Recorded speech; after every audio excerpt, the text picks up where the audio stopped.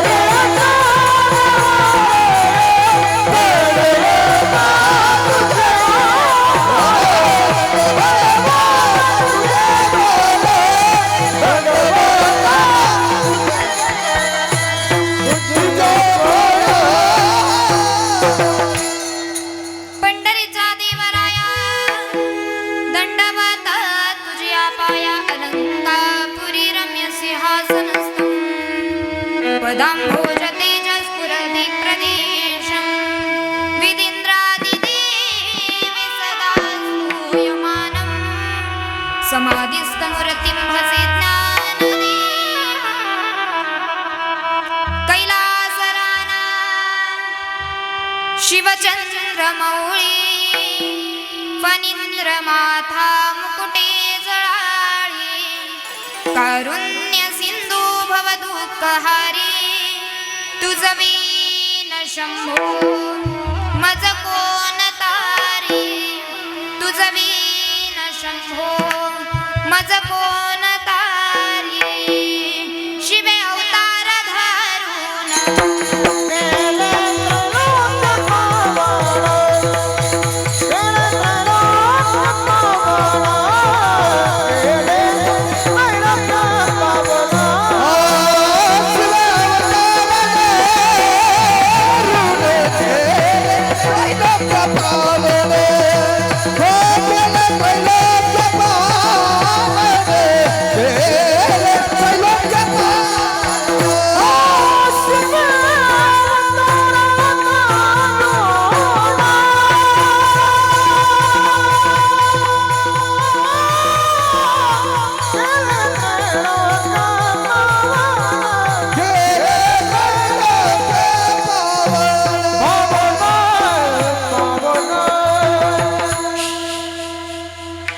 सर्वमंगल मांगल्ये शिवे सर्वार्थ साधिके शरण्ये त्र्यंबके गौरी नारायणे नमोस्तुते या देवी सर्वभूतेषु शक्तिरूपेण संस्थिता नमस्तस्यै नमस्तस्यै नमस्तस्यै नमो नमः अनादि निर्गुण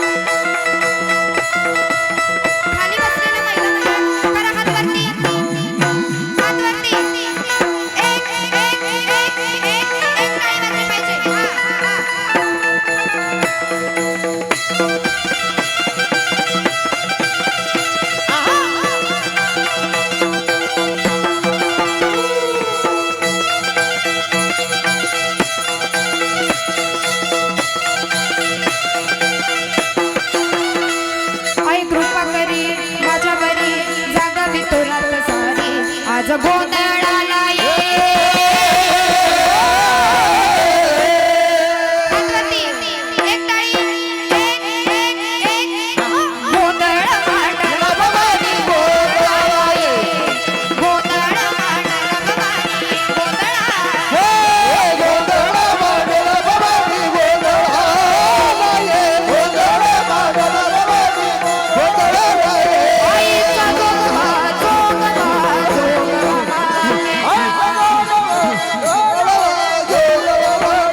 आईचा जोगवा, जोगवा, जोगवा. आईचा गोंधळ जोगवा गिरे.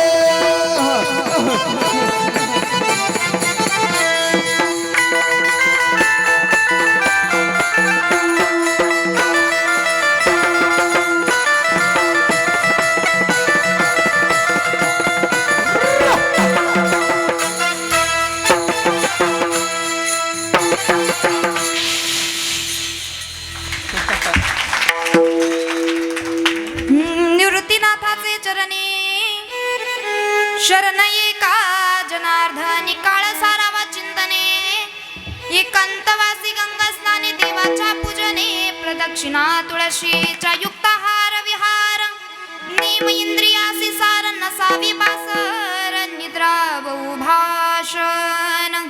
प्रस्तुत प्राप्त प्रसंगी प्राप्त स्थळी संप्राप्त चिंतन रूपी सेवेकरता निवडलेला अभंग वारकरी संप्रदायाच्या कलशस्थानी विराजमान असणारे नवे ज्यांनी 16व्या वर्षी स्वराज्याची स्थापना केली असे छत्रपती शिवाजी महाराजांचे आद्य गुरु म्हणजे जगद्गुरु तुकोबराया. या तुकोबरायांचा 4 चरणाचा गोड असा अभंग आज आपण सेवेकरता घेतला. विठ्ठल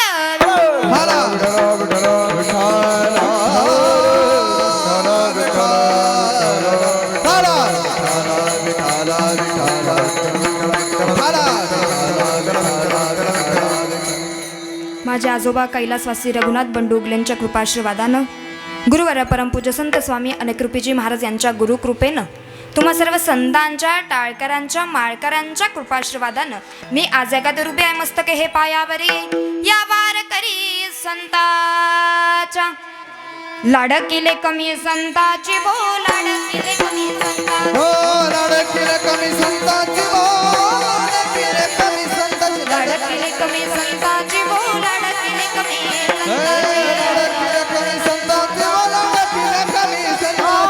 माझवरी कृपा मजवरी कृपा बहुतांची. मजवरी कृपा बहुतांची. मजवरी कृपा बहुतांची. लाडकिले कमी संताची. लाडकिले कमी संताची.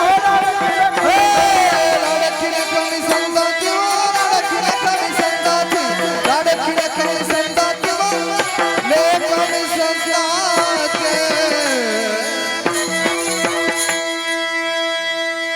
लाडकिले कवी संतांची मजवरी कृपा बहुतांची. कीर्तनाला सुरुवात करण्यापूर्वी थोडासा परिहार देणं कीर्तनकाराचं गेले केलं.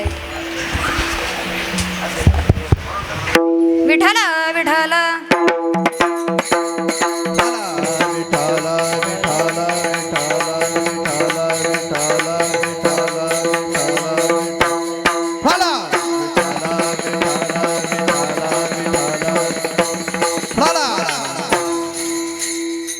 कीर्तनाला सुरुवात करण्यापूर्वी थोडासा परिहार देणं कीर्तनकाराचं वक्त्याचं आद्य कर्तव्य. या न्यायानं तुम्ही आम्ही सगळेजण किम निमित्तानं या ठिकाणी जमलेलो आहोत. निमित्त तुम्हाला आम्हाला सर्वांना ठाऊक आहे. मी काय बोलते तुम्हाला समजतंय ना. तुम्ही आम्ही सगळेजण किम निमित्तानं या ठिकाणी उपस्थित आहोत. हे निमित्त तुम्हाला आम्हाला सगळ्यांना माहिती आहे. आज श्री चिंदू राधाजी गरुड बाबांनी 70 दिवसात माँ नर्मदा मैयाची परिक्रमा पूर्ण करून आजचा जो कार्यक्रम तो जलपूजन व भव्य मिरवणूक असा गोड असा कार्यक्रम 70 दिवसामध्ये बाबांनी ही नर्मदा परिक्रमा पूर्ण केल्याबद्दल अगदी पश्चातल्या या परिवारानं मुलांनी सगळ्यांनी अगदी जोरदार हा जलपूजनाचा आणि बाबांच्या मिरवणुकीचा म्हणजे थोडक्यात गंगापूजनाचा कार्यक्रमाचा आजचा हा योगायोग विठ्ठल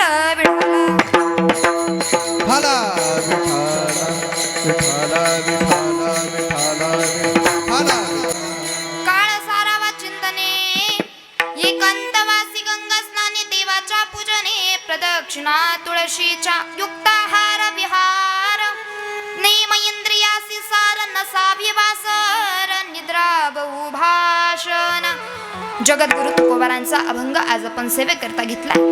आणि तुकोबराय या मानवी देहामध्ये जन्माला आल्यानंतर माणसानं काय केलं पाहिजे? दुर्लभ असा मानवी देह आपल्याला प्राप्त झालाय आणि हा मानवी देह कुठे व्यर्थ घातला पाहिजे, याने काय काम केलं पाहिजे, कशा पद्धतीनं केलं पाहिजे, या मानवी देहानं चिंतन करायचं. पण कशा पद्धतीनं करायचं, या मानवी देहाला सुद्धा काहीतरी नियम अटी लावलेले आहेत. हा गोड वर्णन करणारा आजचा अभंग विठ्ठल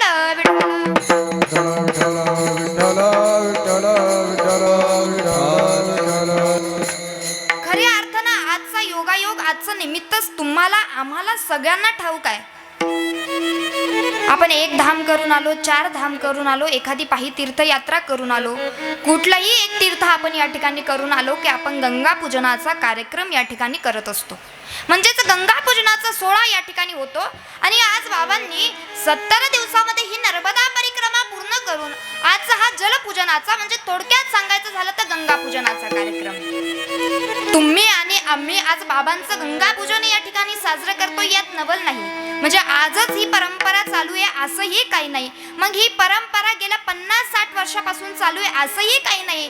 तर माऊली ज्ञानोबा आहे ज्ञानेश्वरी मध्ये 3ऱ्या अध्यायामध्ये 158 क्रमांकाच्या ओवीमध्ये वर्णन करतात. येत वडील जे जे करती तया नाम धर्म ठेविती तेची अनुष्ठिती सामान्य सकळ. वाड वडिलांपासून ही चालत आलेली परंपरा आणि तोच आजचा हा गंगा पूजनाचा कार्यक्रम तुम्ही आणि आम्ही या ठिकाणी साजरा करतोय. सोहळा या ठिकाणी संपन्न होतोय. खऱ्या अर्थानं जर बघायला गेलं तर हा गंगा पूजनाचा कार्यक्रम प्रथमतः जर कुणी केला तर असं सांगितलं जातं की पहिला हा गंगा पूजनाचा कार्यक्रम नवनाथांनी या ठिकाणी साजरा केला. मच्छिंद्रनाथ असतील, गहिनीनाथ असतील, कानिफनाथ असतील, या नवनाथांनी या गंगा पूजनाचा कार्यक्रम पहिला या धर्तीवर त्यांनी चालू केला किंवा त्यांचा संपन्न झाला. दुसरी गोष्ट जर बघायला गेली तर हा गंगा पूजनाचा कार्यक्रम दुसऱ्यांदा जर कुणी केला असेल तर नामदेवराय, तुकोबाराय, ज्ञानेश्वराय आदी करून सगळ्या संत मंडळींनी ही तीर्थयात्रा पूर्ण केली. आणि ज्या वेळेस पंढरपुरामध्ये गेले आणि पंढरपुरामध्ये गेल्यानंतर साक्षात जगाच्या मालकाने या सगळ्या संतांचा गंगा पूजनाचा कार्यक्रम पंढरपूरमध्ये साजरा केला. आणि तेव्हापासून ही गंगा पूजनाची परंपरा या ठिकाणी जोपासत आहे, चालू आहे. साक्षात ज्ञानोबारायांचा, नामदेवरायांचा, तुकोबारायांचा, सगळ्या संत मंडळींचा गंगा पूजनाचा कार्यक्रम माझ्या जगाच्या मालकानं करावा म्हणजे ही सामान्य गोष्ट नाही. आणि खऱ्या अर्थानं सांगितलं जातं की म्हटले जीवनामध्ये आल्यानंतर भगवान परमात्म्यानं मुलाचा नरदेह प्राप्त करून दिलाय, तर कमीत कमी प्रत्येक अवयवाला देवानं काही ना काही काम लावून दिलंय. म्हणजेच काय, तर माणसानं जीवनामध्ये आल्यानंतर त्याचा काही काळ हा चांगल्या वातावरणामध्ये, चिंतनामध्ये घातला पाहिजे.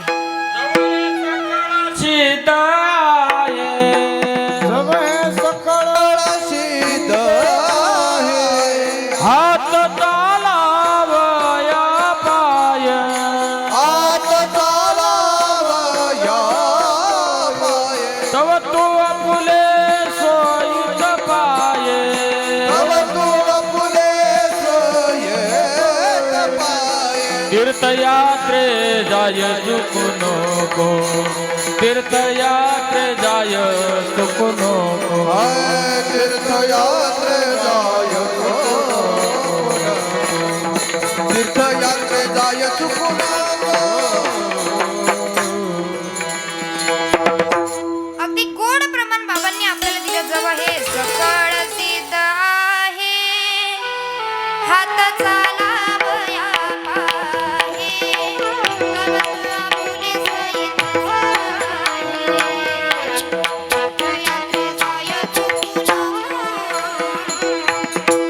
गोड प्रमाण बाबांनी सांगितलं. जोपर्यंत म्हटले हे सिद्ध याच्यामध्ये हातापायामध्ये बळ आहे तोपर्यंत आपण काही काळ आपला चिंतनात घातला पाहिजे, तीर्थयात्रा केली पाहिजे. ज्ञानोबारासारख्या संत महात्म्यांनी तीर्थयात्रा करून गंगा पूजन करावं ही इतकी सामान्य गोष्ट नाही. आजकाल जर बघायला गेलं तर लोकांच्या मनामध्ये एक वेगळा अहंकार निर्माण झालाय, वेगळा गर्व निर्माण झालाय. अहंकार अशा गोष्टींचा आहे की आमच्याकडे सगळं आहे, आमच्याकडे सगळी प्रॉपर्टी संपत्ती असताना आम्हाला तीर्थयात्रा करायची गरज नाही, आम्हाला देवदेव करायची गरज नाही.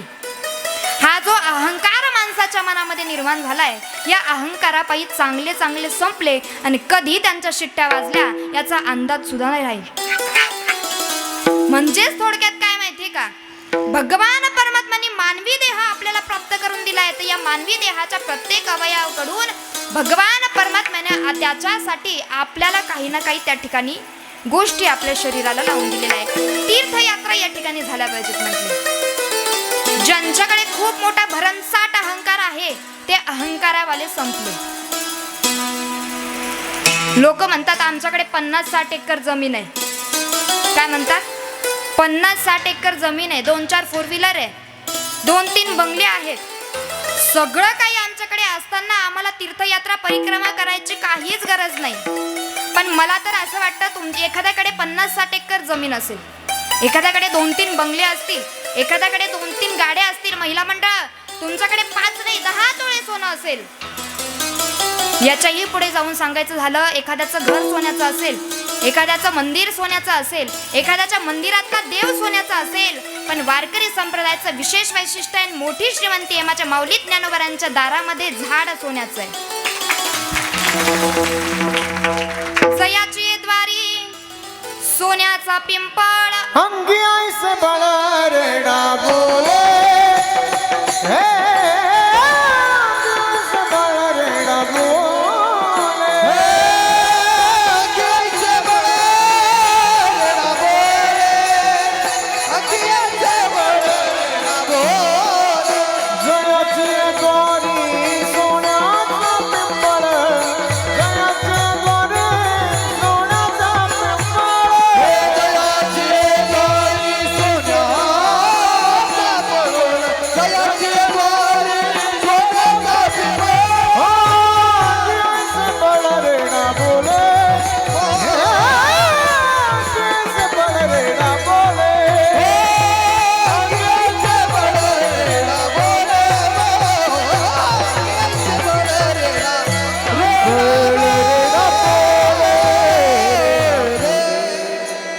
जयाची द्वारी सोन्याचा पिंपळ, अंगी ऐसे बळ रेडा बोले. ज्ञानोबरांच्या दारामध्ये म्हटलं जातं की झाड सोन्याचं ही वारकरी संप्रदायाचं विशेष वैशिष्ट्य, ही श्रीमंती आहे. ज्ञानाचा सागर ज्या माऊली ज्ञानोबरायांना म्हटलं जातं, त्या माऊली ज्ञानोबरायांनी आधी संत मंडळींना घेऊन या ठिकाणी तीर्थयात्रा परिक्रमा पूर्ण करावी आणि जगाच्या मालकानं त्यांचं गंगा पूजन करावं, ही फार मोठी गोष्ट आहे. आणि म्हटले खऱ्या अर्थानं तेव्हापासून ही परंपरा जोपासत आलेली आहे, तेव्हापासून हा गंगा पूजनाचा कार्यक्रम करतो.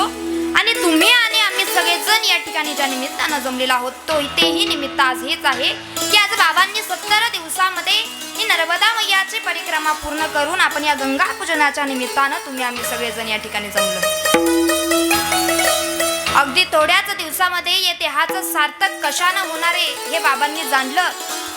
आणि अगदी कुणालाही न सांगता, कुणालाही न कळू देता, घरात लेकाला नाही, सुनाला नाही, आपल्या पत्नीला नाही, कुणालाही न कळता बॅग भरली आणि निघून गेले. जायच्या वेळेस सांगितलं की मी परिक्रमा करायला चालले. खऱ्या अर्थानं बाबांसाठी एकदा जोरदार टाळ्या झाल्या पाहिजे. कमी दिवसात आपण या ठिकाणी आल्यानंतर आपल्या नरदेहाचं सार्थक कशामध्ये हे जाणून घेणारे फार कमी लोक असतात. एक सुभाषितकारानं गोड वर्णन केलंय, पुनर्वित्तम पुनर्मित्रम पुनर्भार्या पुनर्मही एतत् सर्व पुनर्लभ्यम न शरीर पुनः पुनः. धन गाडी बंगला पैसा बायका पोरं नाती गोती सगळं पुन्हा पुन्हा प्राप्त होऊ शकतं म्हटले, पण हा नरदेह पुन्हा प्राप्त होणार नाही. नरदेह दुर्लभ झाला,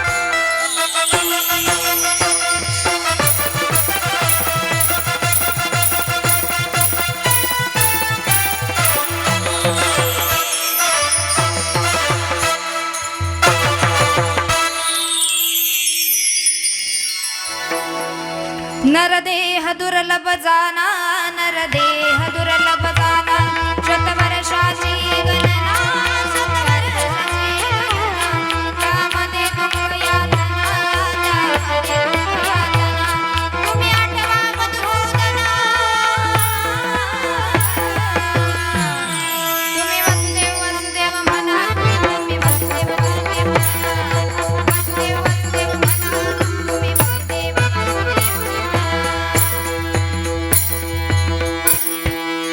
म्हटले मुलाचा नरदेह आपल्याला प्राप्त झाला. या ठिकाणी तुम्हाला सगळं पुन्हा पुन्हा प्राप्त होऊ शकतं, पण एकदा का हा मानवी देह निघून गेला की हा पुन्हा प्राप्त होणं शक्य नाही. पण इथं आल्यानंतर भगवान परमात्म्याने मुलाचा मानवी देह आपल्याला प्राप्त करून दिला. तर याचं सार्थक करण्यासाठी म्हटले लवकरच आपण आपलं हित जाणलं पाहिजे आणि पायी तीर्थयात्रा या ठिकाणी केल्या पाहिजे. बाबांनी नर्मदा मैयाची परिक्रमा गेल्या 70 दिवसामध्ये पूर्ण केली. खऱ्या अर्थानं नर्मदा मैयाचा फार मोठा चमत्कार आहे, साक्षात्कार आहे आणि कित्येक जणांना तो माहिती आहे. म्हणून आज सध्याच्या स्थितीला बरेच जण सगळं सोडून 3-3 महिने नर्मदा मैयाच्या परिक्रमेला निघून जातात. मागचा पुढचा कुठलाही विचार या ठिकाणी करत नाही. ज्यावेळेस बाबाच नर्मदा परिक्रमेला निघाल्यानंतर अगदी घरातली मंडळी नाही तर आमच्या सगळे चिंतेमध्ये होते. कारण बाबांना कसंच चालता येत नव्हतं. खूप असा भयंकर असा गुडघ्यांचा प्रॉब्लेम होता.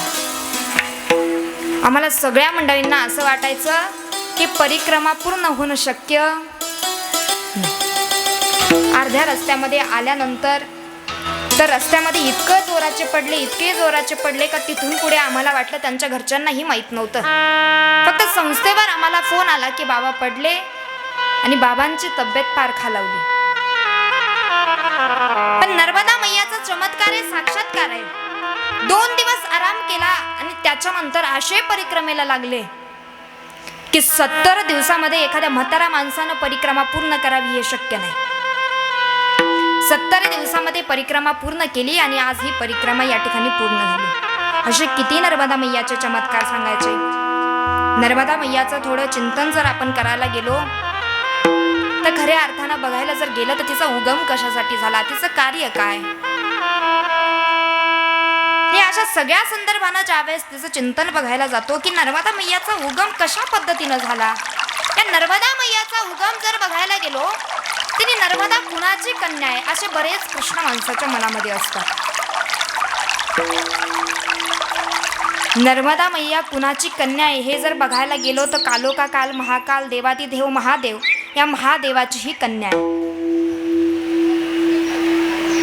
मग महादेवानं ही नर्मदा मैया कशी निर्माण केली असा प्रश्न जर मनामध्ये उद्भवला तर ज्यावेळेस अंधकासूर नावाचा एक राक्षस होता त्याचा वध त्या ठिकाणी करायचा होता.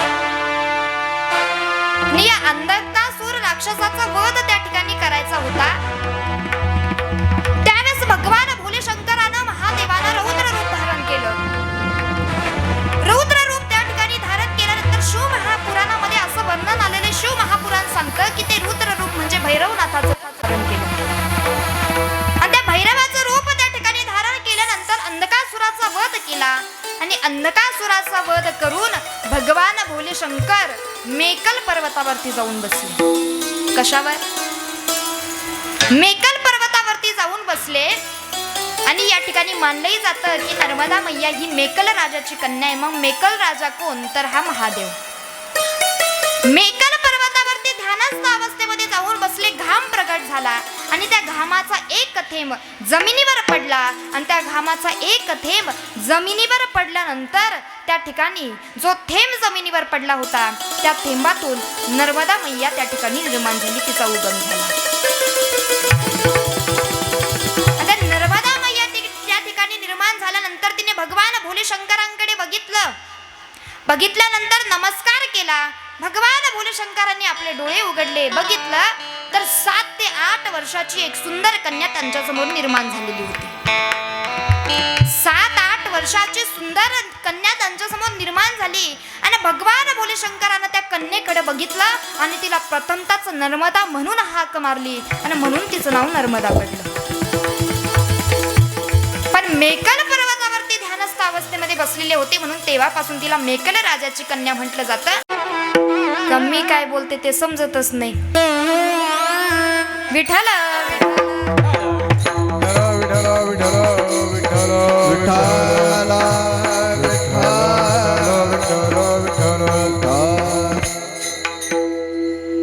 सर्व देवतागणांना भगवान भोलेशंकरानं सांगितलं, म्हटले बाबांनो, तुमचा उद्धार करून घेण्यासाठी, या जड जीवांचा उद्धार करून घेण्यासाठी नर्मदा मैयाच्या तटावरती जर परिक्रमा केली तर आपल्या सगळ्या पापांचं क्षालन त्या ठिकाणी होतं. म्हटले किती किलोमीटरची परिक्रमा?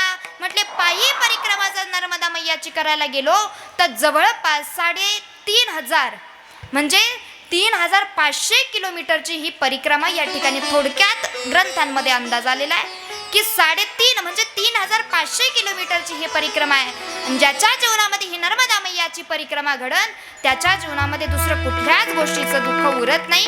गोड वर्णन असं नर्मदा मैयाचं सांगितलं. आणि सध्याच्या स्थितीला जर बघायला गेलं म्हटले तर अनेक लोक, आता मला तर वाटतं आपल्याच गावातल्या बऱ्याच लोकांनी नर्मदा मैयाची परिक्रमा केली. बरेच लोक या ठिकाणी नर्मदा परिक्रमा करून आले आणि प्रत्येकाकडे जर प्रत्येकाचा अनुभव विचारायला गेलं तर प्रत्येकाचा अनुभव वेगळा वेगळा आहे, प्रत्येकाचा चमत्कार वेगळा आहे, प्रत्येकाला झालेला साक्षात्कार वेगळा आहे. हा नर्मदा मैयाचा प्रसाद प्रत्येकाला त्या ठिकाणी प्राप्त होत असतो.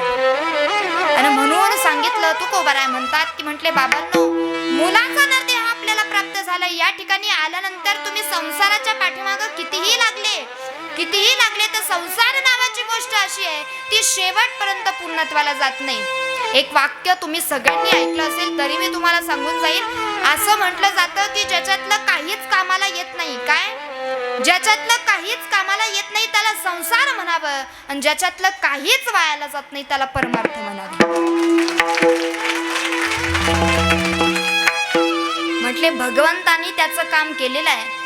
इथं त्याने आपल्याला पाठवलंय या मृत्यू लोकामध्ये, या कलियुगामध्ये आल्यानंतर सुंदर असे अवयव देवाने आपल्याला प्राप्त करून दिले आहे. पण हे अवयव प्राप्त झाल्यानंतर याचा जो मूळ हेतू आहे, हे मूळ कारण जर आपण अस्तित्वाला त्या ठिकाणी सार्थकी लावलं नाही तर या ठिकाणी म्हटले माणसाचा हा नरदेह वायाला जातो.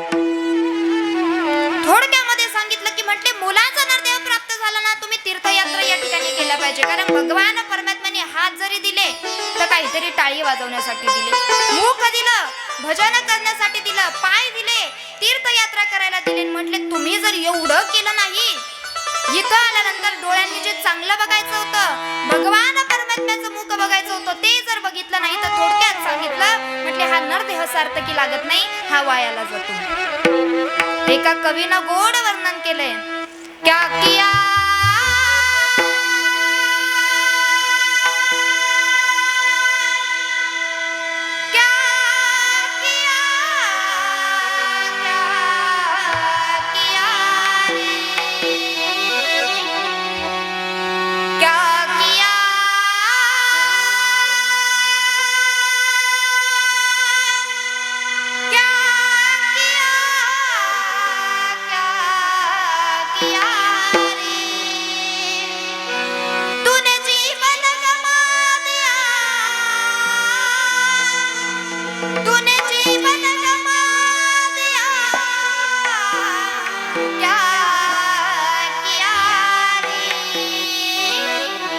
जिसे पाना था उसको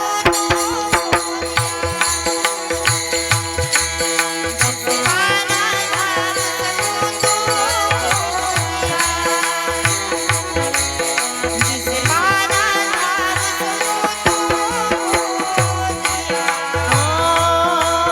जिसे पाना उसको दिया, जिसे पाना उसको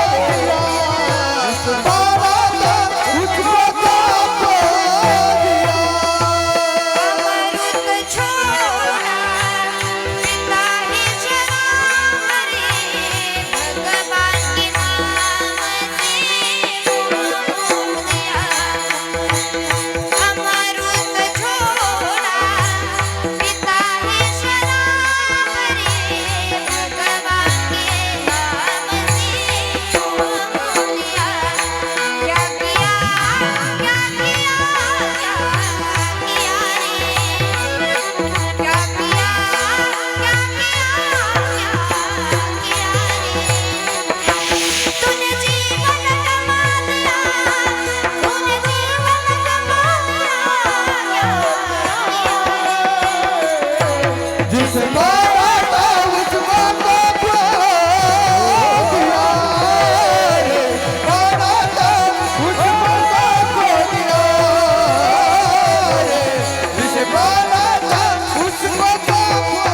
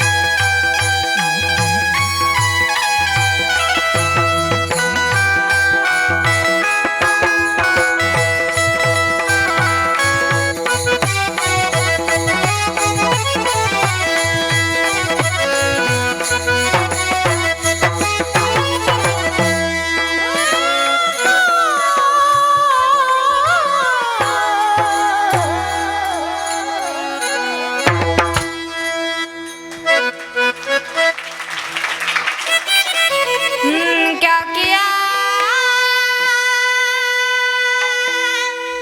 क्या किया क्या किया रे तूने जीवन गमा दिया तूने जीवन गमा दिया क्या किया रे जिसे पाना था उसको तू खो दिया या भगवान परमात्म्याचं या डोळ्यांनी ज्या भगवान परमात्म्याचं मुख बघायचं होतं ते जर बघितलं नाही तर म्हटले हा नरदेह या ठिकाणी सांगितलं की वायाला जाणार. म्हटले भगवान परमात्म्याने प्रत्येक अवयव काही ना काही कामासाठी दिलाय. गावामध्ये ज्या वेळेस सप्ताह होतो आपण सप्त्याला कीर्तनामध्ये येऊन बसतो तेवढाच आपल्याकडून परमार्थ घडतो. तेवढंच आपल्याला कधी नवत कीर्तन ऐकायला भेटतं. मग त्याच्यानंतर कुणाचं दशक्रिया असलं कुणाचं वर्षश्राद्ध असलं आणि असं जर कुणी नर्मदा परिक्रमा वगैरे तीर्थयात्रा करून आलं तर अशा एखाद्या कार्यक्रमाला गंगा पूजनाचं कीर्तन वगैरे ठेवलं की तेव्हाच आपण कीर्तनात येऊन बसतो. इतर वेळेत आपण परमार्थ करत खुशाल नाही म्हणतात म्हणजे खरंच करत नाही वाटतं. म्हणजे थोडक्यात सांगायचं झालं तर आपण देवाचे स्वार्थी भक्त आहे. दुःखामध्ये देव आठवतो आणि सुखामध्ये आता म्हणा नाही. सुखामध्ये देव आपल्याला आठवत नाही पण कमीत कमी जेव्हा जेव्हा आपल्याला योगायोग लागतो आपण कीर्तनामध्ये येऊन बसतो. कमीत कमी आपण कीर्तनामध्ये आल्यानंतर भगवंतांनी गोड असे 2 हात आपल्याला दिले तर आपण त्याच्यानं टाळी वाजवली पाहिजे. तुकोबाराय म्हणतात कर टाळी बोला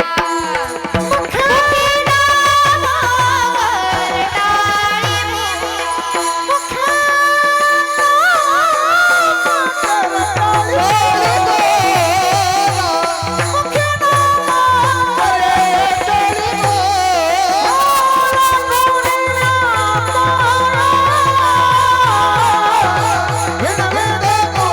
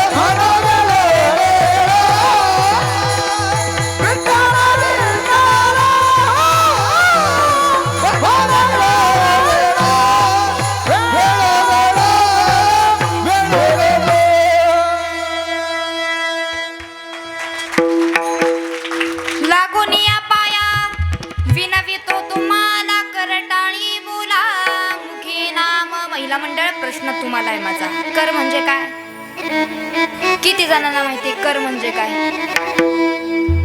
हा? असं नका ना करू. कर म्हणजे काय? हात. हातानं काय सांगितलं? बोला बोला बोला. हातानं टाळी, मुखानं एकदम खरं बोलायचं. आता प्रमाण चालू झाल्यानंतर किती जणांनी टाळ्या वाजवल्या? कर बरं हातवरती. हातवरती करायचा. महिला मंडळ पुरुष मंडळ दोघांनी पण किती जणांनी टाळ्या वाजवल्या? हातवरती करा. महिला मंडळ मध्ये बसलेलं महिला मंडळ एकदम हुशार आहे. तुम्ही किती बोमट्या मारल्या तरी आम्ही टाळी नाही वाजवणार तर नाहीच वाजवणार. करा बरं एकदा खरंच हातवरती का आम्ही टाळ्या वाजवल्या? नक्की वाजवल्या का? आणि जेवढ्यांनी वाजवलं नसल त्यांच्यासाठी परत एकदा भजन. विठाला विठाला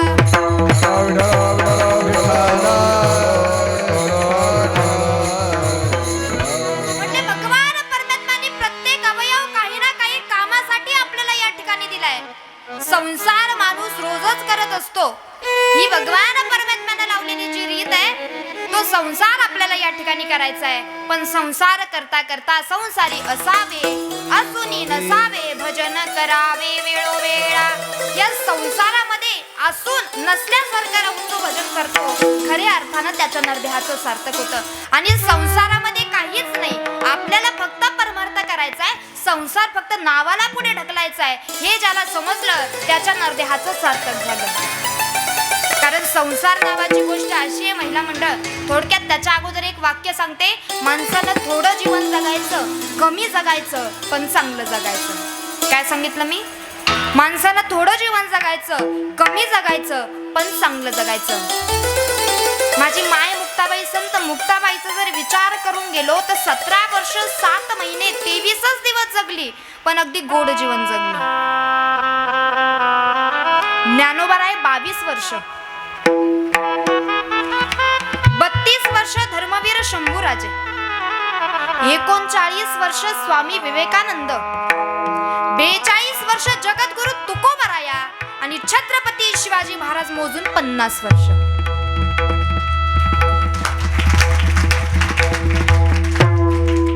तुम्हीच इकडून वाजवायचा जा म्हणजे त्यांना समजतं कुठं वाजवायचं.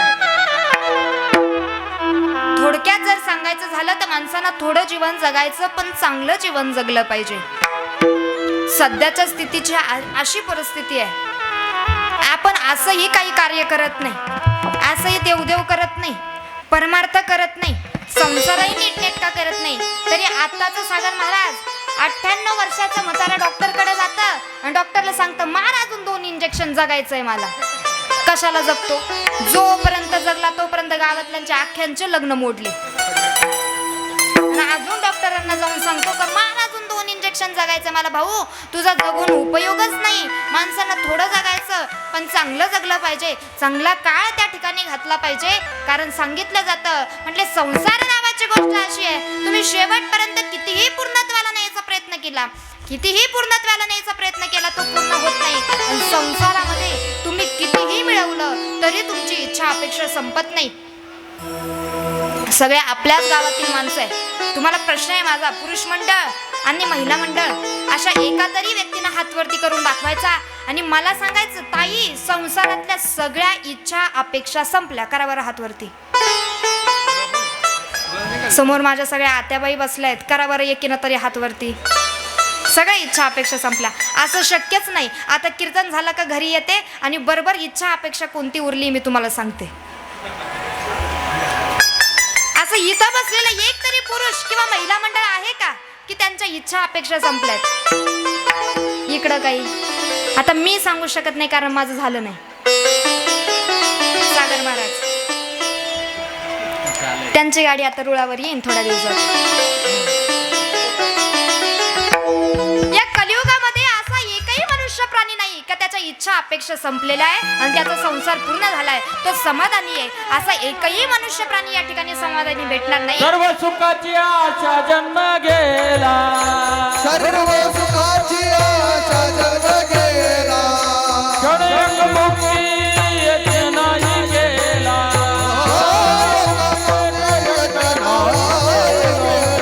हिंडतात सदिशा जन पावला,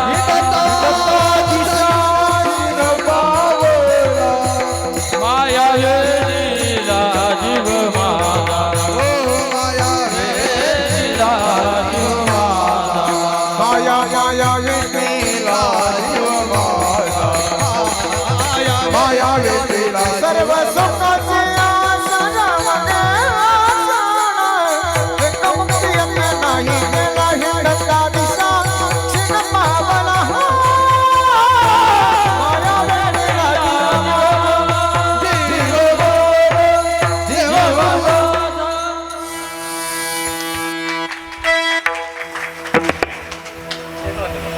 आता तुम्ही नाही टाळ्या वाजवल्या तरी चालेल. ते असं वाटतंय मला टाळ्यांना काही जीएसटी बीएसटी लागले की तुम्ही उसनं दिल्यासारखं करता. उसनं काही देऊ नका. आणि आपले हे मोहिनीचे पप्पा आहेत ना, बाबांचा लेख, त्यांना मला कच्चून पाकिट ठरवलंय. त्याच्यामुळे तुमच्याकडून मला टाळ्यांची काही अपेक्षा नाही. उसनं दिल्यासारखं करू नका. पाकिट मला भेटणार आहे. विठाल विठाल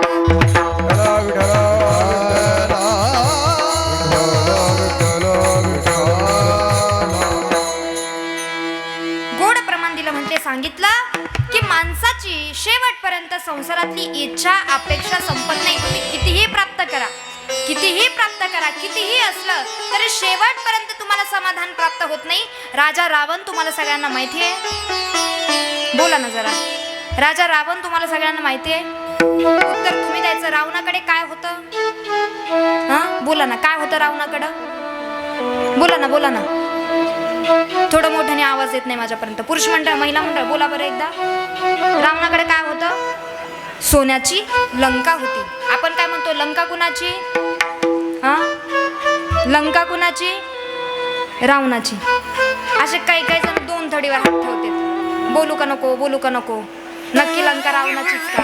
बऱ्याच जणांनी उत्तर दिलं की लंका ही रावणाची होती. आपण काय म्हणतो? सोन्याची लंका कुणाची?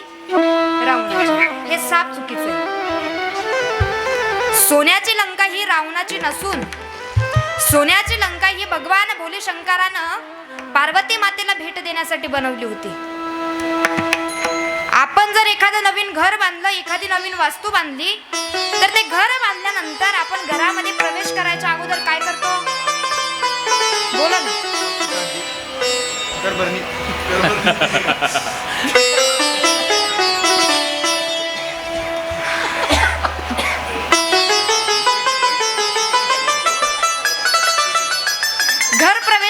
ग्रह प्रवेश करायच्या अगोदर महिला मंडळ काय करतो? वास्तू शांती करतो. आता भगवान भोले शंकरानं ठरवलं, म्हटलं इतकी मोठी सोन्याची लंका पार्वती मातेला भेट द्यायची, पण भेट देण्याच्या अगोदर काय झाली पाहिजे? बोला ना, काय झाली पाहिजे? म्हटलं आता सोन्याच्या लंकेची वास्तू शांती करायची, साधा सुद्धा ब्राह्मण बोलून चालणार? भगवान भोले शंकरांनी निरोप रावणाला पाठवला. थोडं लक्षपूर्वक लक्ष द्या, नीट ऐका. शेवटचे 20-25 मिनिटं आपल्याकडे बाकी आहे. पुढच्या 20 मिनिटांमध्ये सेवेला समाप्त होणार. भगवान भोले शंकराने रावणाकडे निरोप पाठवला आणि रावणाकडे निरोप पाठवल्यानंतर त्या ठिकाणी आता बऱ्याच जणांच्या मनामध्ये प्रश्न निर्माण झाला असेल, ताई रावण तर राक्षस कुळातला होता, मग रावणाला निरोप का पाठवला? तर किती जणांना माहिती आहे की रावण हा कुठल्या कुळातला होता? राक्षस कुळीचा रावण पातर जातीने ब्राह्मण, पातर जातीने ब्राह्मण, पातर जातीने ब्राह्मण. राक्षस कुळाचा रावण, पातर जातीने ब्राह्मण, पातर जातीने ब्राह्मण,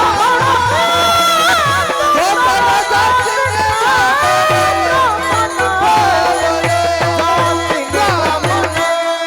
ऋषिकेश महाराजांसाठी एकदा जोरदार टाळ्या वाजल्या पाहिजे.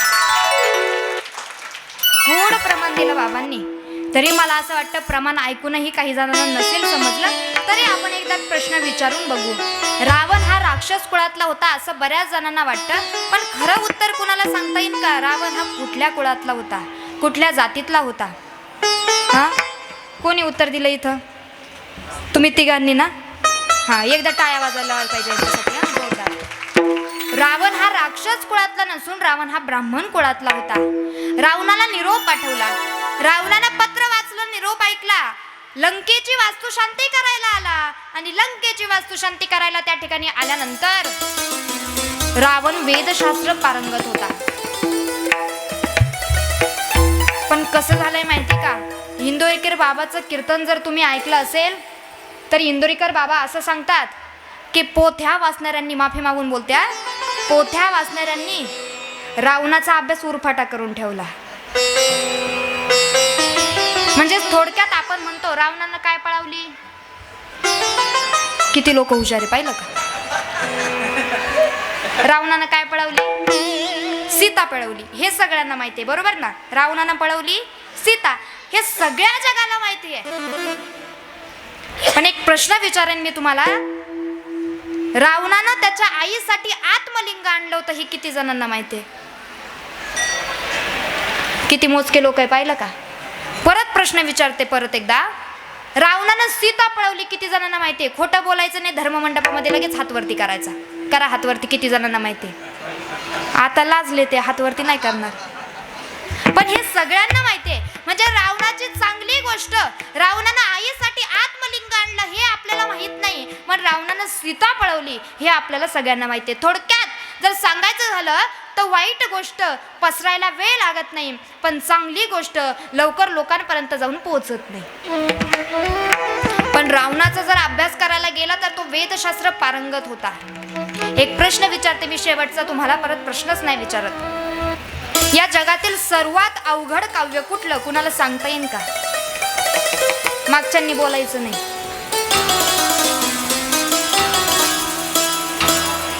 तुम्हाला येत असेल तर हा म्हणायचं, सांगायचं हातवरती करून, नाही तर ताई तुम्ही त्याच कामाला बोलवली.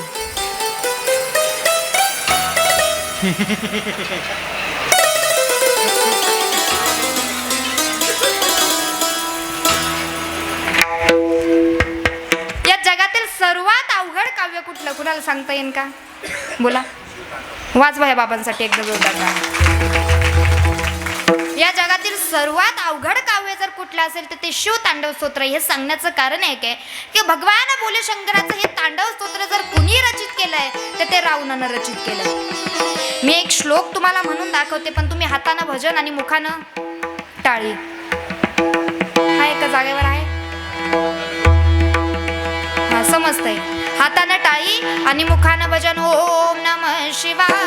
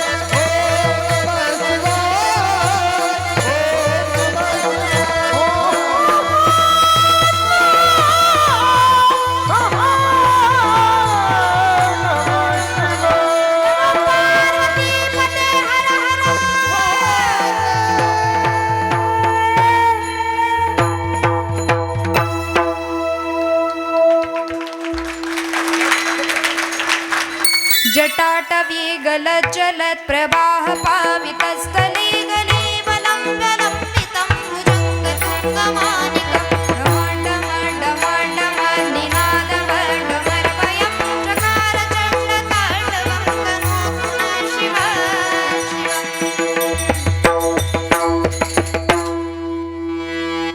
हा शिवतांडव स्तोत्रातला पहिला श्लोक. ऋषिकेश महाराजांनी जो श्लोक म्हटला तो शिवतांडव स्तोत्रातला द्वितीय क्रमांकाचा श्लोक. आणि त्याच्यानंतर मी कैलास राणा शिवचंद्रमौळी फणींद्र माथा मुकुटे झळाळी कारुण्य सिंधू भवदुःखहारी तुझ दीन शंभो मज कोण तारी हा शिवस्तुतीतला पहिला श्लोक. आणि हे शिवतांडव स्तोत्र भगवान शंकराचं कुणी रचित केले तर रावणानं रचित केलंय. आणि म्हणून मला तुम्हाला रावणाचा अधिकार सांगायचा होता. हा रावण लंकेची वास्तुशांती करायला आला. लंकेची वास्तुशांती करायला त्या ठिकाणी आला आणि लंकेची वास्तुशांती त्या ठिकाणी करायला आल्यानंतर असे मंत्र म्हटला, असे मंत्र म्हटला, असे मंत्र म्हटला. महिला मंडळ, आपण भगवान भोले शंकराला काय म्हणतो? भोळ दैवत म्हणतो. म्हणजे आता सध्याची स्थिती अशी आहे, एखादा जंगलात सुद्धा भोले बाबा जर उघड्यावर पडला असेल तर त्याच्या सुद्धा मंदिरात गर्दी आहे. काय सांगितलं मी? त्याच्या सुद्धा मंदिरात गर्दी आहे. महाराज मंडळी थोडा दम मारा ना. ते काय म्हणतात ना, काय महाराज ते एक लोटा जल, हा ते एक लोटा जल घ्यायचं, त्या पिंडीवर टाकायचं. पिंडीवर टाकलं की महिला मंडळांना असं वाटतं लगेचच इच्छा पूर्ण झाली पाहिजे. तो काय बाजारचा भाजीपाला आहे का आपल्या घरातली काही आहे? तसं काही शक्य नाही. आणि या भगवान भोले शंकरानं त्या रावणाला बोलवलं. त्यानं त्या ठिकाणी मंत्र म्हटले, असे मंत्र म्हटला, असे मंत्र म्हटला. भगवान शंकर भोळ दैवत आहे म्हणून त्याच्यावर प्रसन्न झालं. आणि प्रसन्न झाल्यानंतर त्या ठिकाणी ज्या वेळेस ते प्रसन्न झाले म्हणते, बोल रावणा तुला काय पाहिजे? आता रावण काही साधा सुद्धा गडी नव्हता. काय पाहिजे म्हटल्यानंतर त्यानं सोन्याची लंकाच मागून घेतली. आणि म्हणून आपण तेव्हापासून काय म्हणतो, लंका कुणाची? लंका कुणाची? रावणाची. आता ही लंका रावणाकडे आली. आता थोडं तुम्हाला प्रश्न आहे माझा, रावणाकडे सोन्याची लंका त्याला प्राप्त झाली. आता थोडक्यात असं इमॅजिन करा, थोडा विचार करा. आपण ज्या घरामध्ये राहतोय ते घर जर सोन्याचं झालं तर आणखी देवाकडे काही मागू का? कस काय नाही म्हणता, मागतोच आपण, कारण आपल्या इच्छा अपेक्षा संपत नाही. आणि सोन्याची लंका प्राप्त झाल्यानंतर सुद्धा रावणाच्या संसारातल्या 3 इच्छा अपेक्षा होत्या. या सगळ्यांना ठाऊक आहे. पहिली गोष्ट म्हणजे खाऱ्या पाण्याचा समुद्र गोड करायचा. झाला का? झाला का? नाही झाला. दुसरी गोष्ट म्हणजे सोन्याला सुगंध आणायचा. महिला मंडळ, सुगंध आला का? महिला मंडळ, वहिनी, सोन्याला सुगंध आला का? बर तुमच्या गळ्यामध्ये सोनं आहे ना? घराच्या तिजोरीमध्ये सोनं आहे ना? हा तर म्हणा, मी थोडी म्हणते तुम्हाला की कीर्तन झाल्यावर मला आणून द्या. तिजोरीत सोनं आहे ना? थोडं थोडं थोडं थोडं काहीतरी. बरं तिजोरीतही नसेल तर गळ्यात आहे ना? त्या सोन्याचा सुगंध येतो का? नाही येत. म्हणजे रावणाची दुसरी गोष्ट सुद्धा पूर्ण झाली नाही. आणि तिसरी इच्छा होती, तिसरी अपेक्षा होती, स्वर्गाला शिडी लावायची. लागली का शिडी? स्वर्गाला जर शिडी लागली असती ना, झाडे काका, आपल्या इथले लोक सीडीनं वरती गेले असेल, रंभा अप्सरा पाहून सीडीनं खाली आले असते. थिएटरला जायची गरजच पडली नसते. झाली का तिसरी गोष्ट पूर्ण? नाही झाली.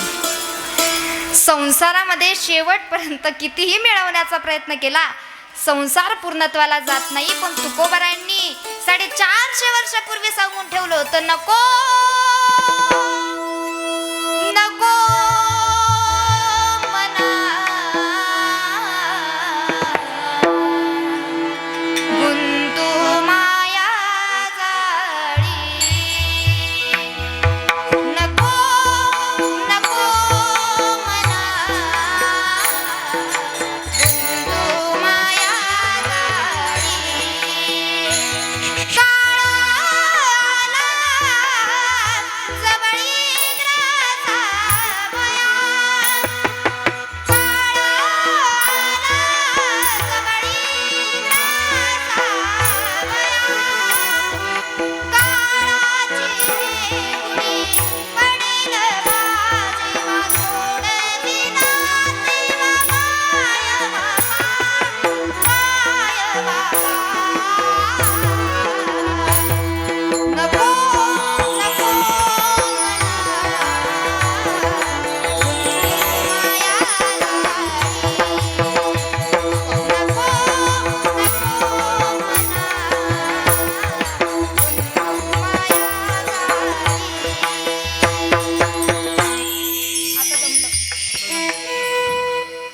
थोडाफार दिलं पाहिजे मध्ये मध्ये. तुकोबारांनी 450 वर्षापूर्वी सांगून ठेवलं होतं की हे मना, या माया जंजाळामध्ये गुंतू नको. या माया जंजाळामध्ये काहीच नाही, हे सगळं व्यर्थ आहे. मग हे जर व्यर्थ जाऊ द्यायचं नसेल तर तुकोबारा सांगतात की माणसाला मुलाचा नर प्राप्त झालाय, पण इथं आल्यानंतर त्यानं त्याच्या जीवनातला काही काळ हा योग्य ठिकाणी घातला पाहिजे, चांगल्या नामचिंतनामध्ये घातला पाहिजे. तो कशा पद्धतीने घातला पाहिजे? अभंगाचा प्रथम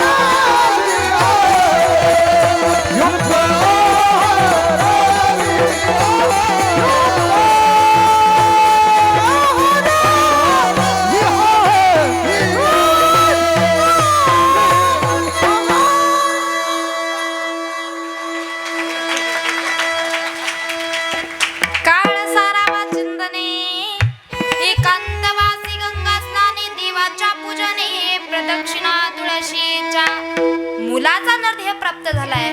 पण इथे आल्यानंतर आपण जीवन जगत असताना आपला काही काळ हा चिंतनामध्ये गेला पाहिजे. जसं की आपल्या डोळ्यासमोर एक लेटेस्ट उदाहरण आहे. आपले बाबा, त्यांनी त्यांचा काही काळ हा चिंतनामध्ये घालवला, देवाच्या पूजनात घातला, एकांतात घातला. परत असं नाही तर देवाचं चिंतन करत करत बाबांनी 70 दिवस नर्मदा मैयाची परिक्रमा केली. म्हटले पण देवाचं चिंतन करत असताना, परिक्रमा करत असताना आपला आहार युक्त पाहिजे, म्हणजे थोडासा पाहिजे. युक्त आहार विहार नेम इंद्रियासी सार नसावी वासर निद्रा भाषण. म्हणजे वेडा वाकडं जास्त बोलायचं नाही, जास्त झोपायचं नाही.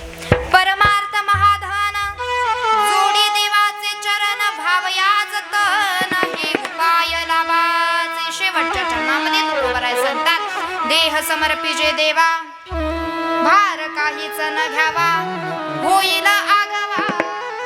तुका म्हणे आनंद हा हा जो देह आहे म्हटले भगवान परमात्माने दिलेला मोलाचा नरदेह सुंदर जगला पाहिजे, गोड जगला पाहिजे, इतकं नाव काढलं पाहिजे. पाठीमागच्या लोकांनी इतकं नाव घेतलं पाहिजे.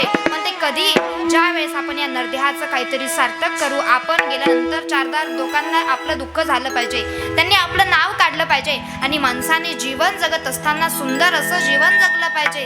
आनंद या जीवनाचा सुगंध परीदर मिळावा. आनंद या जीवनाचा सुगंध परीदर मिळावा. पाव्यात नाचून जैसा ओठातून उजळावा. पाव्यात नाचून जैसा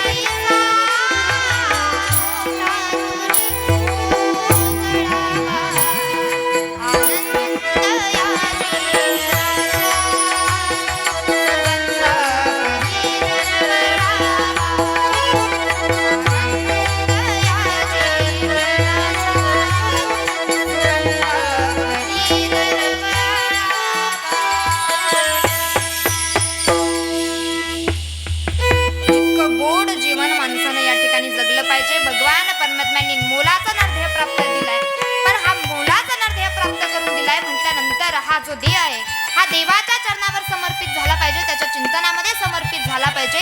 भगवान परमात्म्याचं नामचिंतन या ठिकाणी केलं पाहिजे. मग ते कशा पद्धतीने करायचं? हातानं टाळी, मुखानं भजन विठोबा रखुमाई.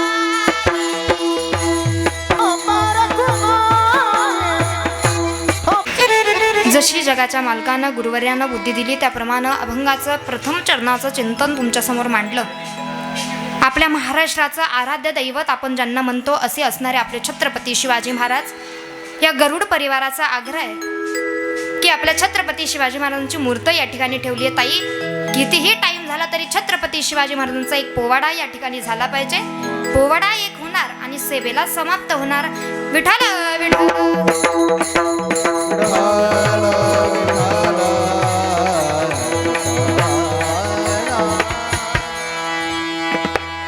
शिवबा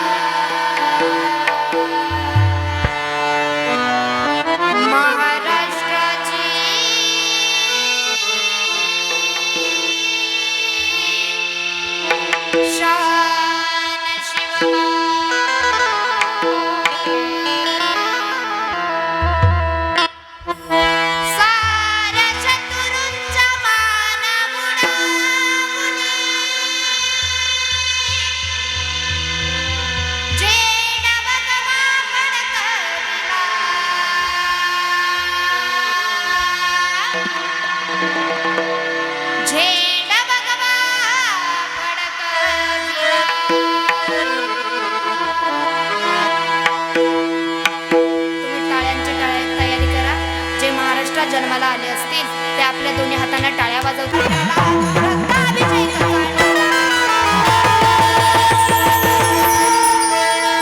छत्रपती शिवाजी महाराज अशाच हात ठेवायचे, टाळी वाजवायची. या यशोबाला वीर शिवाजी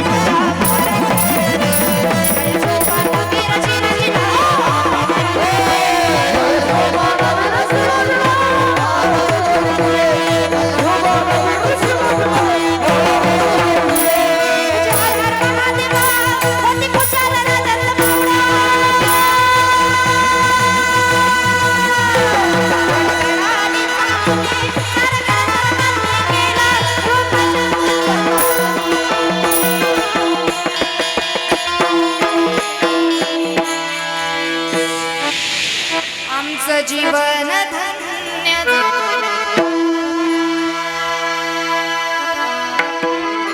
अंगी बाबाचा बळ घेऊन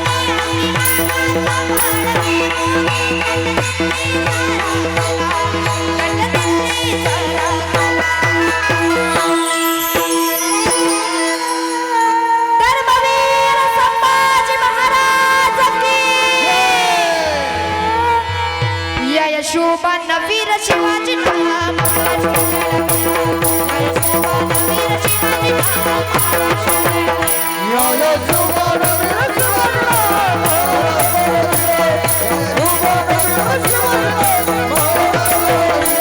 वीर शोभा शूर शोभा महाराष्ट्राची शान शोभा रंग भगवा आमच्या रंगाला शोभा आमच्या वाडी रंगकेशरी कुठे जाईल शान शोभा आमच्या वाडी रंगकेशरी कुठे जाईल शान शोभा वीर शोभा शूर शोभा महाराष्ट्राची शान शोभा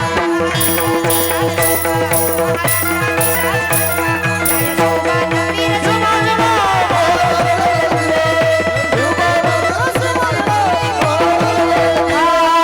शिवनेरीवर शोभ जन्मला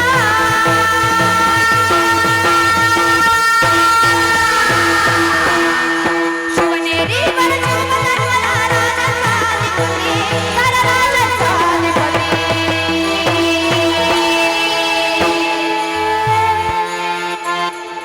दैवत छत्रपती रामचं दैवत छत्रपती दैवत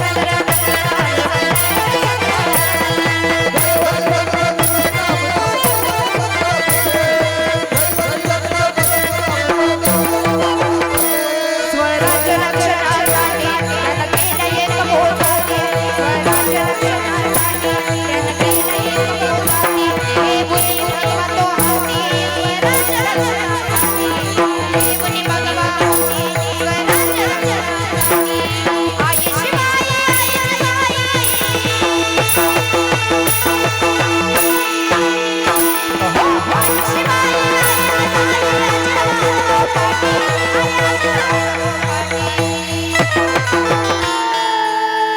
छत्रपती शिवाजी महाराज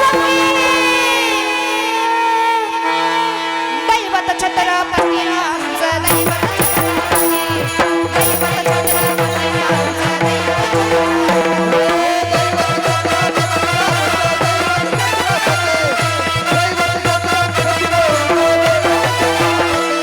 दिल्लीचा तख्त हलविला देऊन मावळे संगतीला दिल्लीचा तख्त हलविला देऊन मावळे संगतीला उभा कान टरा टरा फाडला सारे मीत होते भागाला उभा कान टरा टरा फाडला सारे मीत होते भागाला जुन्नरच्या बागाला लढाया जुन्नरच्या बागाला लढाया अरे आले गेल्या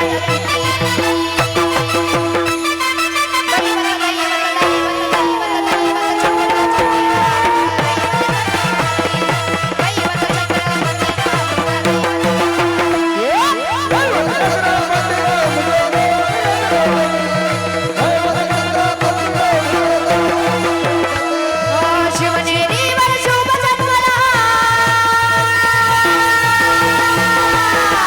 शिवनेरीवर शोभ जन्मला राजाचा अधिपती कर राजाचा अधिपती